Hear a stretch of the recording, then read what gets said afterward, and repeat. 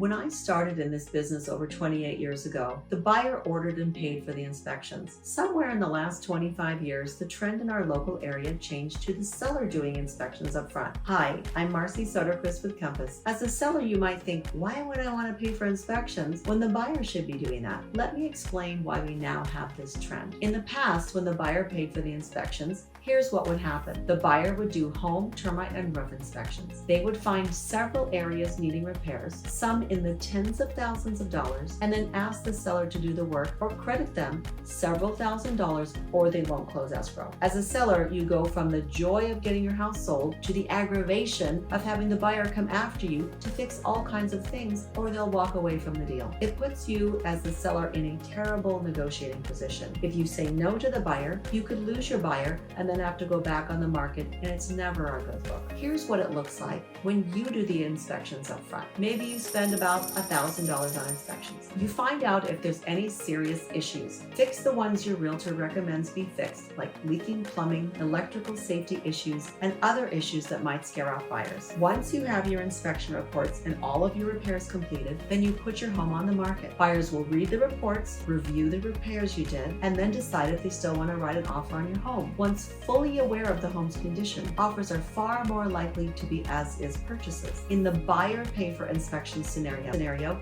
you pay $1,000 and the buyer pays tens of thousands of dollars in repairs once they close escrow. But not only that, in many cases, once the buyer does the inspections, the bloom is off the rose and they may not want your house anymore. And now you've been off the market for 2 weeks or more, lost other buyers who might have written an as-is contract if you had inspections. Remember, it's quite possible that you will have first-time buyers, which is why a home needing lots of repairs is scary for them. Of course, it's your decision whether or not to do inspections up front, but I hope I've illustrated why you're in a much better position as a seller if you've done them up front. I'm Marcy Soderquist with Compass, always happy to be real about real estate.